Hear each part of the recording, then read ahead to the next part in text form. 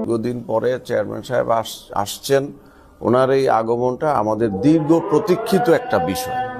আমরা 17 বছর অপেক্ষা করতেছি যে চেয়ারম্যান কবে আসবে। কাজে উনি আসবে এবং ওনার অবস্থান হলো আমাদের নারায়ণগঞ্জে উনি প্রথম আসবে। উনি প্রথম মাটিতে পা দিবে, নারায়ণগঞ্জের মাটিতে পা দিবে।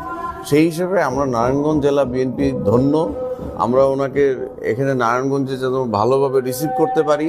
এখানে লক্ষ লক্ষ মানুষ হবে, বিভিন্ন জেলার মানুষ হবে, কিন্তু ওইখানে যদি নারায়ণগঞ্জকে আমরা উপস্থাপন করতে না পারি তাহলে কিন্তু ওনার মনেও একটা প্রশ্ন আসবে যে নারায়ণগঞ্জের মাটিতে নারায়ণগঞ্জের অবস্থান কোথায়।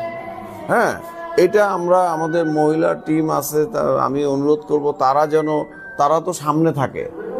মহিলারা যদি অন্তত নারায়ণগঞ্জের একটা ব্যানার নিয়ে সামনে থাকে, একটা 2টা 5টা 10টা ব্যানার নিয়ে থাকে, তাহলে কিন্তু ওনার চোখে পড়বে যে নারায়ণগঞ্জ আছে। পুরুষদের মধ্যেও এরকম আমরা কয়েকশো শক্তি সামর্থ্যবান আমাদের কর্মী আমরা ঠিক করব, যারা আমাদের এই ব্যানার হাতে নিয়ে নারায়ণগঞ্জকে উপস্থাপন করবে। এটা আমাদের নারায়ণগঞ্জের মানে গর্বের বিষয় যে আমরা নারায়ণগঞ্জকে উপস্থাপন করতে পারছি। আর এখন যেহেতু নির্বাচন, প্রার্থীদেরকে উপস্থাপন করবে।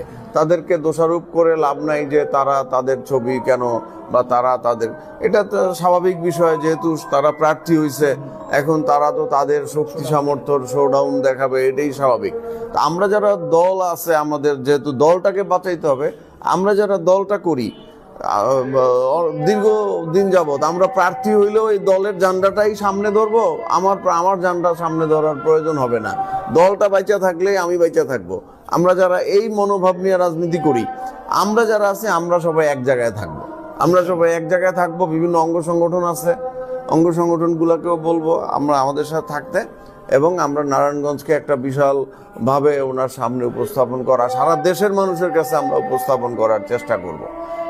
এই বিষয়টাকে আমাদের মাথায় রাখতে হবে। আর আগামীকাল আমরা সারা দেশে একটা দেখানোর জন্য, যে সারা দেশ থেকে কিন্তু আগামীকালই অনেক মানুষ রওনা হবে, লঞ্চে, ট্রেনে, বাসে। আগামীকাল সন্ধ্যা থেকে বা বিকাল থেকে কিন্তু হাজার হাজার লক্ষ লক্ষ মানুষ রওনা হবে সারা দেশ থেকে। কেউ কিন্তু 25 তারিখে আসবে না।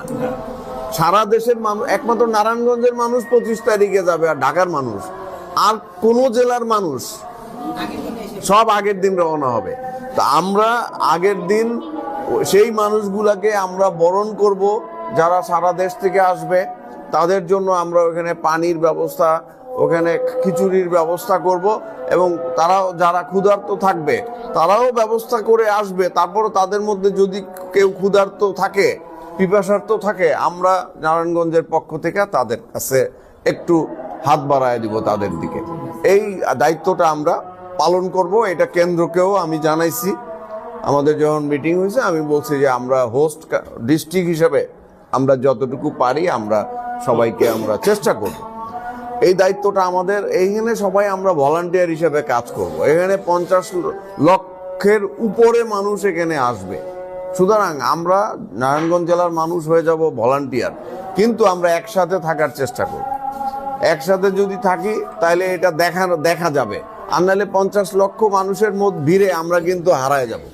কাজে আমরা চেষ্টা করব অন্তত কাছাকাছি এক জায়গায় একটা আইডেন্টিটি নিয়ে, সেটা যেমন আমি কিছু ফ্ল্যাগ ছাপতে দিছি নারায়ণগঞ্জ জেলা বিএনপি, আবার কিছু গেঞ্জি, এগুলা মানে আমার ছবি না, আপনাদের ছবি, মানে চেয়ারম্যান সাহেবের ছবি। এইভাবে যদি আমরা করি, আমাদেরকে নিজেদেরকে কাছাকাছি রাখতে পারি, তাহলে মনে হয় ভালো হয়। আর আগামীকাল আমি যেটা